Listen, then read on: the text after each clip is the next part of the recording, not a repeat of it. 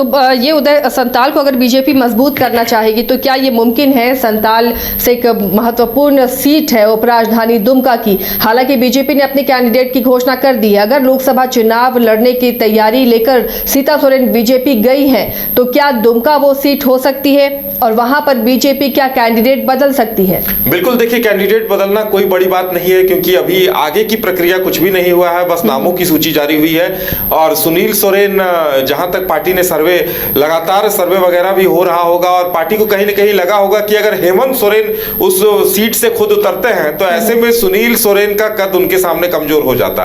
क्योंकि देखिए सुनील सोरेन इससे पहले शिबू सोरेन को हराकर चुनाव में आए थे, लेकिन हर किसी का अपना एक दौर होता है। सुनील सोरेन भी नए नए संघर्षशील युवा थे, दुमका की जनता ने उन्हें मौका दिया। लेकिन अब चूंकि हेमंत सोरेन बड़े कद के हैं और सीएम रह चुके हैं, ऐसे में हेमंत सोरेन अगर दुमका लोकसभा से खुद चुनाव लड़ते हैं तो बीजेपी को कहीं ना कहीं इस बात का डर सता रहा होगा कि सुनील सोरेन उनकी टक्कर के नहीं है, कद उनके बराबर का नहीं है, क्योंकि वो मुख्यमंत्री रह चुके हैं, एक सीएम से मुकाबला होगा। तो अब अगर देखिए सीता सोरेन को अगर वहां से खड़ा कर दिया जाता है तो काफी दिलचस्प मुकाबला देखने को मिलेगा। ये देवर भाभी के बीच में एक चुनावी जंग देखने को मिलेगी। और जब चुनावी हमले होंगे, जब लॉबिन हेम्ब्रम, सीता सोरेन दोनों ही हेमंत सोरेन को घेरेंगे, उनकी सरकार, उनके सरकार के कामकाज पर सवाल उठाएंगे, तो जाहिर सी बात है दुमका में कहीं न कहीं पूरे संथाल में पार्टी पे थोड़ा बहुत असर तो पड़ेगा। करिश्मा, क्या ये मुमकिन है कि देवर भाभी की भिड़ंत हो दुमका में? महागठबंधन से क्या अब ये कोशिश होगी, फोर्सफुली ये कोशिश होगी कि अब दुमका सीट से हेमंत सोरेन लोकसभा का चुनाव लड़े, और अगर इधर सीता सोरेन को टिकट मिल जाता है तो देवर भाभी की ये जंग कितना दिलचस्प होगी देखना।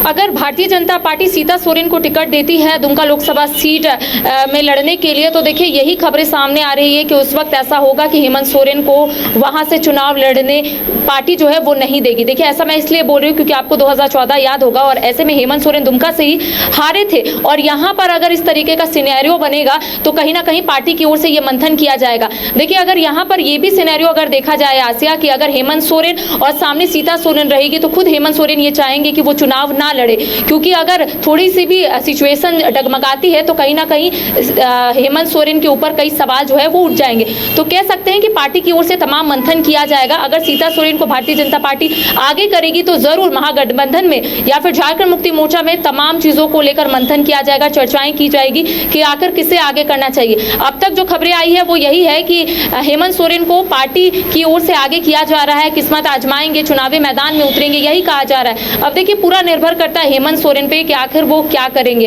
क्योंकि देखिए कल ही मैंने मनोज पांडे से बातचीत की थी, झारखंड मुक्ति मोर्चा के बड़े नेता है, उनसे मैं जानने की कोशिश की कि खबरें आ रही है कि हेमंत सोरेन दुमका से अपनी किस्मत आजमाएंगे, लोकसभा चुनाव में उन्हें टिकट मिलेगा झारखंड मुक्ति मोर्चा की ओर से। तो उनका यही कहना था कि तमाम जो तैयारियां हैं पार्टी की ओर से वो कर ली गई है, कार्यकर्ताओं की ये मांग है और हम खुद चाहते हैं कि हेमंत सोरेन चुनाव लड़े, ऐसा मनोज पांडे ने कहा है। तो अब देखिए उनका ये भी कहना था कि हेमंत सोरेन चाहने से किसे अलावा, इसके अलावा करिश्मा मजबूरी भी अब नजर आ रही है, क्योंकि ये सीट रिजर्व है। अब कल्पना सोरेन वहां से चुनाव लड़ नहीं सकती हैं, शिबू सोरेन की उम्र हो चुकी है और लगता नहीं कि पार्टी उन्हें फिर से दुमका सीट से उम्मीदवार बनाए। ऐसे में एक मजबूत उम्मीदवार अगर बीजेपी ये करती है कि सीता सोरेन को यहाँ से कैंडिडेट बना दे सुनील सोरेन की जगह में, तो एक मजबूत कैंडिडेट देना होगा ये दिखाने के लिए कि अभी भी जेएमएम का जनाधार है और जेएमएम मजबूत है। अपनी पार्टी पर लोगों का भरोसा दिखाने के लिए यहाँ पर तो एक मजबूत दावेदार देना होगा। तो ऐसे में संताल का हेमंत के अलावा और कोई बड़ा चेहरा क्या नजर आता है आपको?